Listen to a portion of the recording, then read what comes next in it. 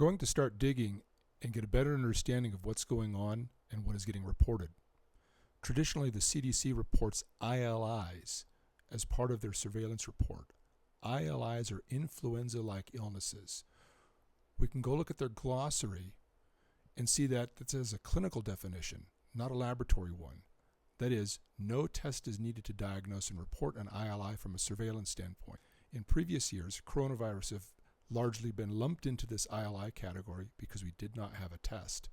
From a mortality standpoint, the CDC lumps together pneumonia and influenza in their P&I statistics. These are the mortality curves that I've been showing in Euromomo, among other sources. Without testing, we do not know the cause of death. Historically, this would be an ILI or a P&I, the flu, or simply old age. That is, without tests, we do not know the viral or bacterial profile or the cause of death. We can look back historically and see the seasonal flu variation has a marked stochastic component to it. We can see that in the 2017-18 flu season, it looks pretty bad, but not a peep was made out of it. That year, there were an estimated 45 million infections, 810 hospitalizations, 61,000 P&I deaths with an estimated 650,000 P&I deaths worldwide. We can look at the viral profile of that year and see the distribution of bugs in the positive test reports, and we can see that varies over time in the flu season.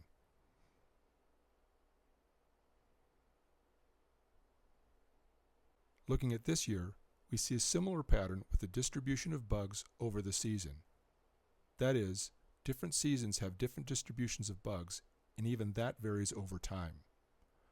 What we don't see is coronavirus, as it is not technically an influenza virus. From our earlier post, we saw that there was a distribution of bugs that varied from year to year, and that distribution varied even within a single season. The CDC has historical data going back over 20 years tracking influenza viruses, so that's where we'll start. But first, we need to look at the taxonomy of the distribution. The two broadest groups that are tracked are influenza A and influenza B. I don't pretend to understand the distinctions between the subtypes, lineages, clades, and subclades, but it's clear that even among these two types of A and B, there is a distribution within the distribution and further distributions under that. Looking back at the 1997 to 1998 season, we note that nearly all of the positive test results were influenza A, with about 3/4 of the 13,000 positive tests of influenza A not being subtyped in yellow, and about 1/4 being subtyped as H3 in red, a handful of unspecified influenza B in green, and 6 of the 13,000 positive tests being influenza A H1 in blue. It's too small to see.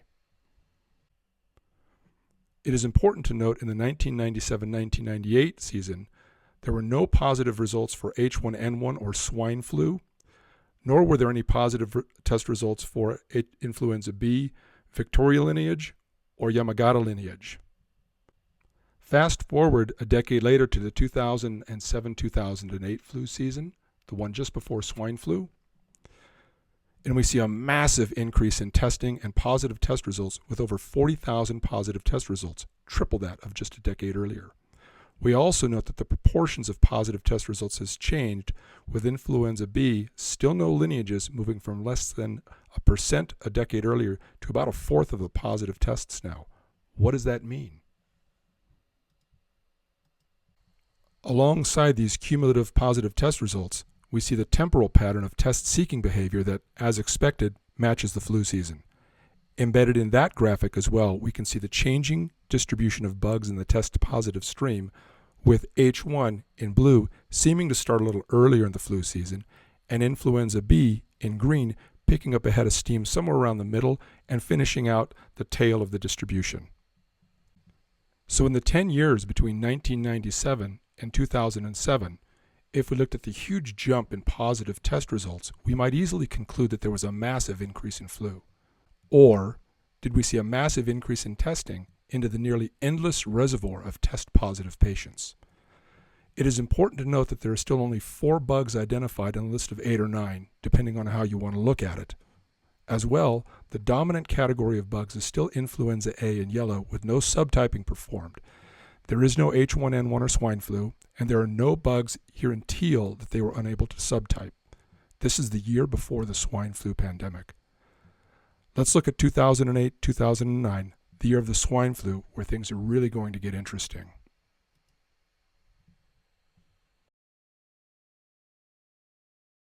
Let's take a look at 2008-2009.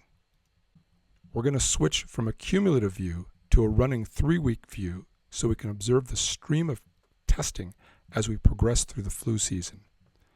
Here we are, 11 years ago to the day as noted, with these gray bars at the end of the flu season, and there is no swine flu. That is, we are at the end of the week, April 18, 2009, and there's not a single case of swine flu. As we saw from the earlier year, influenza B is the predominant strain and the test positive strain. There was nothing going on but a normal flu season, just like this year, until we had a test. So, where is H1N1? It's swine flu season.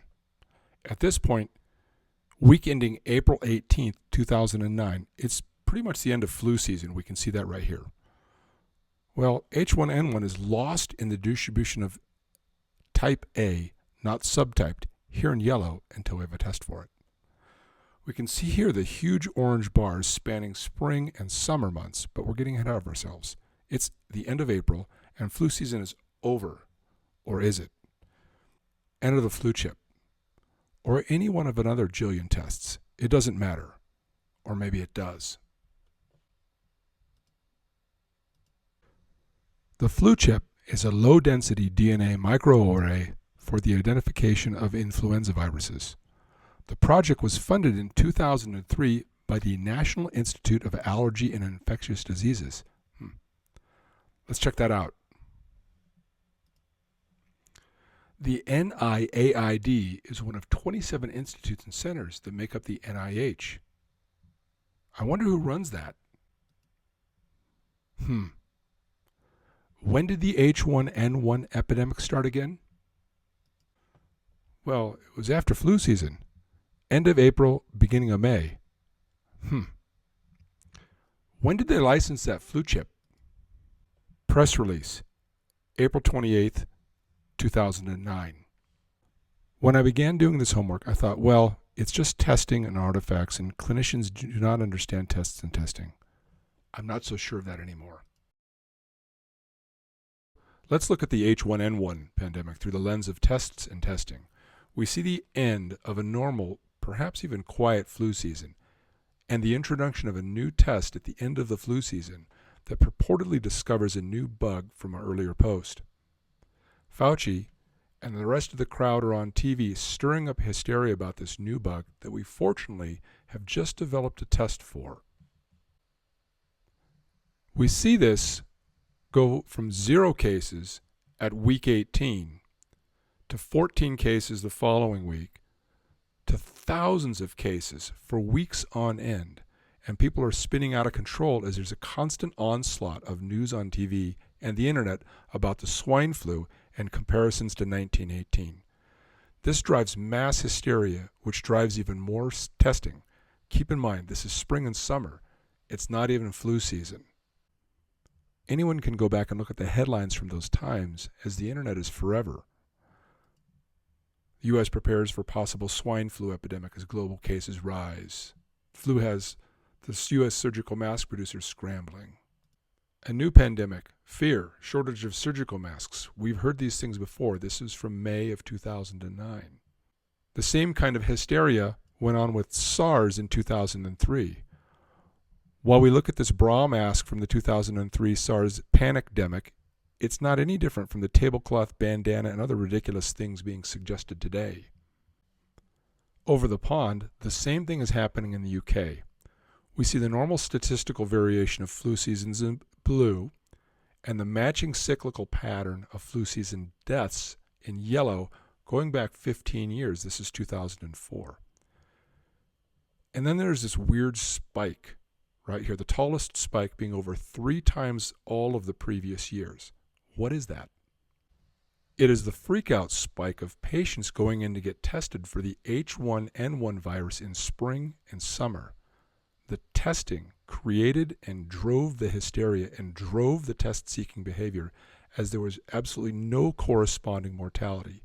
In fact, if we look at mortality, it's at one of the lowest times in the past 15 years. What actually happened? Nothing. Nobody died. There were about 600 deaths attributed to H1N1 for the 5-month observation period from April to August, over which about 15,000 people died in car wrecks, another 15,000 from suicide, 5,000 from opioids. This is from a decade ago. Worldometer estimates there were 350,000 worldwide suicides so far this year. The list goes on and on. The CDC discontinued reporting of individual confirmed and probable cases of H1N1, and it is now part of the seasonal distribution of ILI bugs and continues to circulate seasonally. This is not updated from 2009. The other thing that happened is the CDC released a 2009 H1N1 pandemic timeline. We see in that timeline the recommendations to close schools, and a host of other recommendations came out, which were largely ignored. So importantly, while they certainly tried, we did not have the hysterical government reaction and draconian measures. They have essentially cured the disease by killing the patient. What really happened? If we weren't looking at a rise in cases, what were we looking at? What happened is directly pictured in this graph. We saw a rise in cases that was directly related to the rise in testing, which was directly related to the availability in testing. H1N1 did not go from 0 to 14 to 1,000 to thousands of people across the country in a matter of weeks, but the shipments of test kits certainly can. The evidence for that is directly in the testing. Influenza B in green, H3 in red, H1 in dark blue, unable to subtype in teal. Not a peep was made about those. All of these went up simply because we increased testing. So everyone seems to be looking at these curves and seeing this rise in positive cases that was particularly frightening early on. And there's a reason we spent time with H1N1 is to learn to understand this. These curves, like we see at this Johns Hopkins website for coronavirus, these curves are a function of at least two things. On one end, the actual increase in cases in the presence of infinite testing capacity and infinite testing rate. The second thing, as we saw with H1N1, is they're a function of the availability of the tests. Let's take a closer look at this cumulative graph that looks particularly frightening and seems to be driving decision making. It seems to be the only driver for decision making. So there are essentially no cases in January, like week 14 of the H1N1 panicdemic, as there really isn't a deployable test at this time. Positive cases start to pick up in February. Let's take a look at the daily caseload. We're dinking along with only a handful of cases because, well, we only have a handful of tests. Europe's a few weeks ahead of us, not in the disease, which is already well entrenched in the population, just like it was with H1N1, but ahead in the testing because it got shipments of tests from WHO. Then we get this bump right here in February. What's that? The CDC ships out a bunch of tests to domestic and international laboratories on February 6th. The labs get the tests, then the positive test results, then show up as a jump in positive cases, and that could easily be misinterpreted as the disease is spreading, when in fact it's just the test that's spreading. Then the available pool of tests dries out, and the finger pointing begins about not having enough tests. So the spike of positive test results that were a direct result of the bolus of test kits that the CDC sent, that testing spike returns to baseline, and companies rush to produce test kits which are supposed to have regulatory approval. No problem, we'll relax the regulations and make on tests and make millions. Medicine spools up for testing, And within weeks, those tests start to ship and we begin testing into the essentially infinite pool of test-positive patients, just like H1N1. As we test more and more rapidly, it looks like the flu is spreading like wildfire through March, when all that is happening is we're getting faster at testing. If we step back in time with this screenshot from the end of March, when people really started to freak out and governments were starting to really clamp down with stay-at-home orders and fines and paying snitches for ratting out their neighbors, we see this curve really starting to steepen here. And people talking about the spread of the disease and the doubling times, when all they're really looking at is the availability and rate of the testing into a population in the world. When all they're really looking at is the availability and rate of testing into a population of hundreds of millions in the world that already had the disease. The only constraint on the steepness of this curve was the availability of the testing. The cumulative scale hints at a fairly linear increase in cases starting in early April, which hints at no changes in what was incorrectly interpreted as the rate of spread of disease. The daily and logarithmic scales are more revealing as we get a better sense of the rates that things are happening. Here in the log scale, we see the CDC shipment as this rate spike here, the rate flattening due to the lag in testing while the finger pointing is going on and the manufacturing of tests is spooling up. And then the increase in rate as we spool up and deploy tests and begin testing. This does not demonstrate the rate of spread of the disease, but demonstrates the testing speed, and now a reflattening of the curve as we reach maximum capacity and speed. Daily cases paints the same picture with a dramatic increase in testing capacity in March, with millions of tests shipped, increasing rates of testing into the endless stream of positive patients, making it look like the disease is spreading. Then a leveling off, starting perhaps in early April, with most of April showing simple statistical variation on a stable but maxed out testing rate.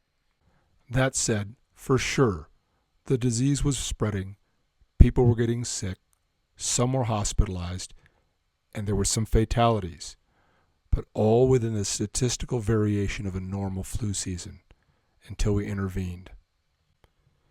The other thing we can perhaps get an order of magnitude estimate on from this curve is the disease prevalence. To get a prevalence estimate, we need to construct a numerator and a denominator.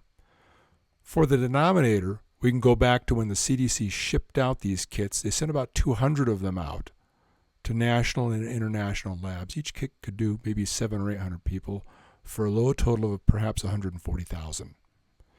For the numerator of positive cases for a prevalence estimate, we can see the daily cases that we pretty much blew through with those 140,000 kits in less than a week from February 13 to February 20 as the test capacity was declining in early February to about 500-600 a day, tests as a baseline, and then returned to that baseline the week after Feb 21.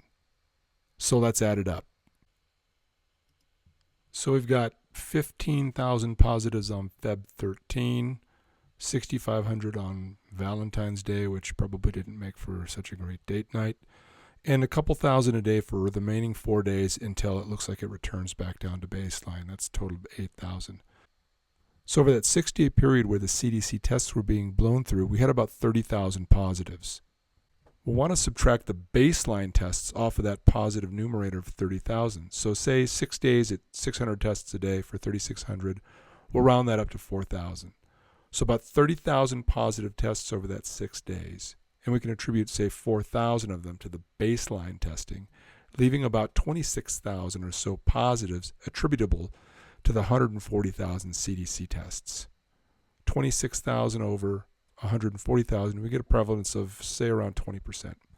Well within the historical norms of coronavirus prevalences ranging from 5 to even 25 or 30%.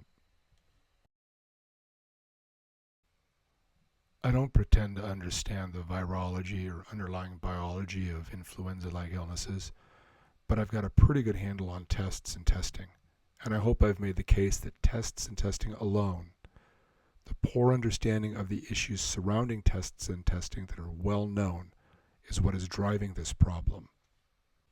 Do we really want to go through this next year when a new virus is discovered? The lockdown measures, the depression, alcoholism, drug abuse, with their ensuing mortality? To me, even if these draconian interventions worked, it would seem clear that we're trading the lives of old, sick people for the lives of the young and healthy, and perhaps worse, the morbidity of the surviving. Please help spread this message, and maybe someone in government will have the courage to stand up and say, enough.